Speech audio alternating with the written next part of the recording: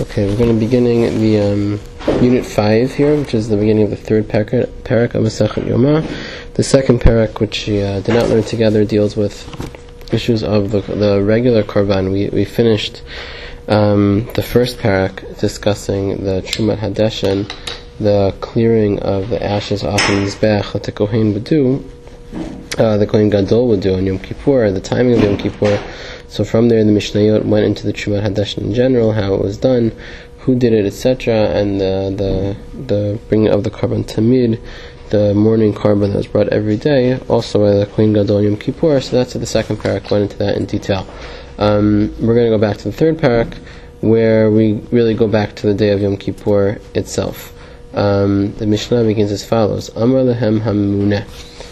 He would say to them, the appointed one. There was one specific person sort of in charge of the Kohanim. According to some, he was in charge of appointing which Kohen would do which part of the Avodah on a regular day, in terms of the lotteries that they would run to choose which Kohen would get to do it, as the second parak describes. But there would be one person in charge, and he would say to the rest of them, to the other Kohanim, Tsu'u, go out, Uru'u im higia zman hashchita, and go see if the Zman HaShrita arrived. He would call out to the Kohanim that before the day starts, you have to go out and see if the Zman HaShrita comes. The assumption of the whole Mishnah, the next Mishnayot, is that we're not able to do any Avodah in the Beit HaMikdash during the night. Avodah Balayla Psula, we don't do Avodah at night. Any part of the Avodah must be done during the day, and therefore, on this basis specifically of Yom Kippur, where there's so much avodah to do, so we want to make sure that we start right away. We start immediately. There's a reason to do the mitzvah as early as possible. But on the other hand, you don't want to do the mitzvah too early, as we'll see later on, because that can lead to problems.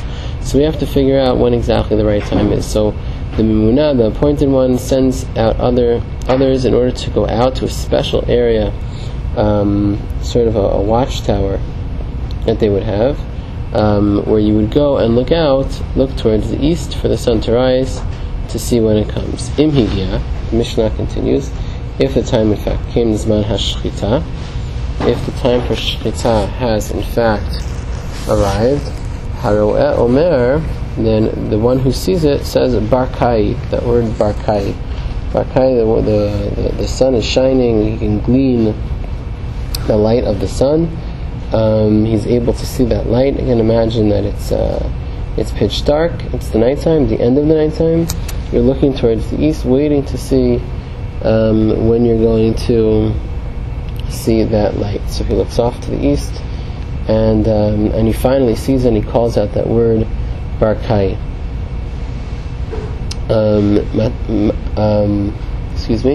Matisya ben Shmuel, Omer, Matitya the son of Shmuel, said, He'ir pnei kol hamizrach, if the entire east is alit, ad sheba chavron. You wouldn't just say Barkai, but you would have to say that the entire east has lit up until Chavron.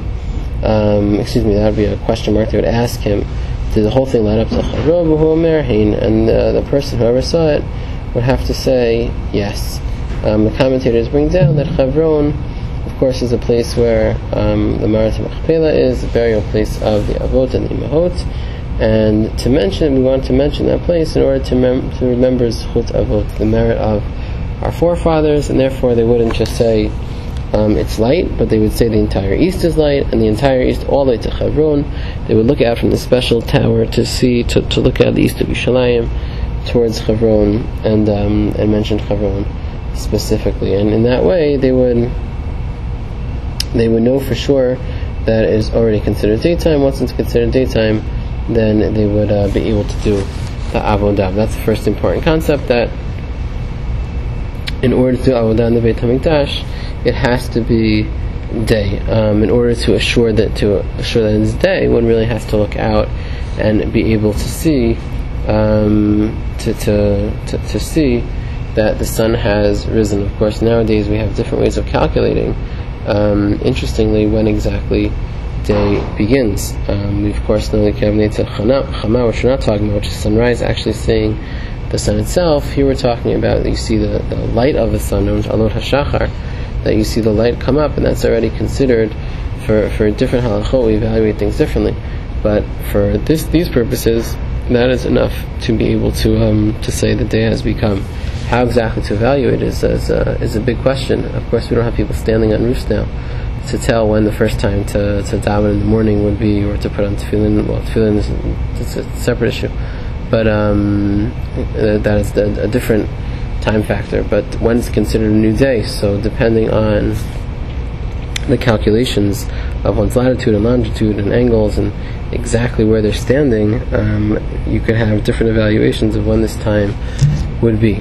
And there are different halachic opinions how exactly to evaluate the time nowadays. But within the times in the Beit HaMikdash, so what's important is to be able to say that visibly to the eye, one can look out to the east and be able to see the sun beginning to illuminate the sky in the east, right? And that would be considered the Zman HaShrita, and you would note that the Zman HaShrita has indeed arrived. Okay. Continuing on to Mishnah Bet.